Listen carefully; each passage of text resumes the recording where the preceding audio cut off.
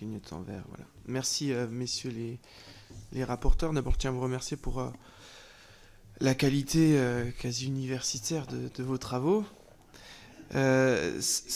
C'est très intéressant de l'aborder de ce point de vue-là, parce que c'est nécessaire dans la réflexion qu'on a. C'est un chantier constitutionnel, donc ça doit forcément être quelque chose de pensé, de pesé, de mesuré.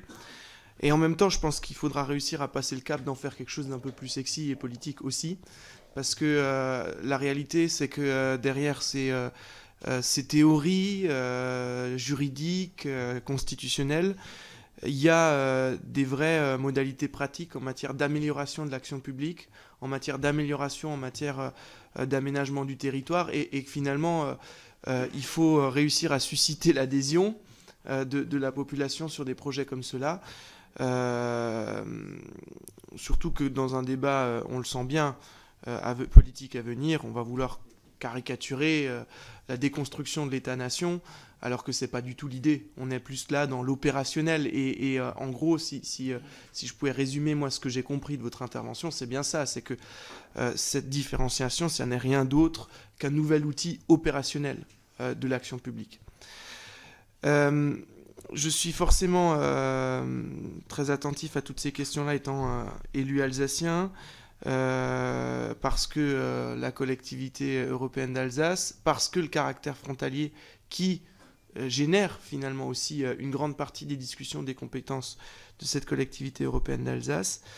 Et du coup, j'avais un petit peu une interrogation sur un des projets que vous glissez dans la case rouge, quoi, impossible, sur les discussions frontalières avec les États voisins.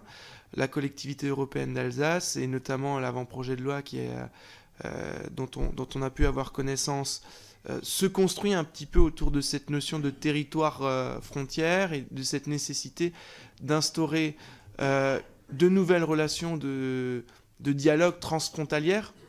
Et je choisis volontairement le mot de transfrontalier et pas de convention internationale ou autre. Est-ce que vous avez est-ce que vous aviez déjà à disposition le texte de loi sur lequel le gouvernement travaille quand vous avez fait cette étude? Est-ce que vous l'avez regardé d'un peu plus près? Et que pensez-vous du projet que je trouve très intéressant d'instauration d'une délégation diplomatique permanente, conjointe entre le préfet et le président de collectivité? Monsieur Schemberger. Je trouve que c'est vraiment intéressant ça, parce que quelque part, cette notion de différenciation, il est logique qu'elle s'applique, et vous l'avez bien dit, à un territoire qui exprime la spécificité qui fait qu'on a besoin d'une compétence spéciale ou de moyens spéciaux, etc.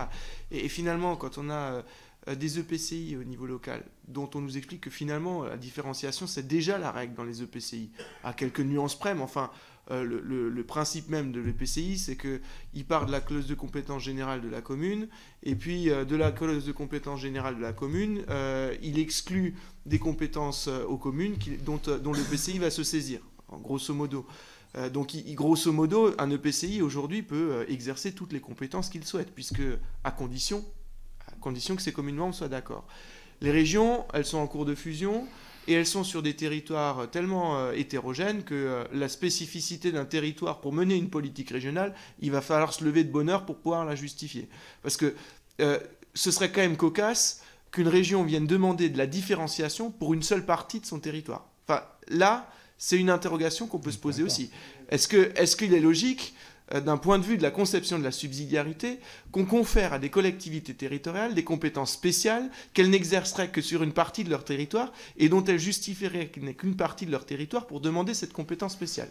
Donc on tombe sur le département qui finalement est cet échelon d'adaptation, cet échelon qui peut-être doit changer dans certaines détails. Merci beaucoup. C'est intéressant.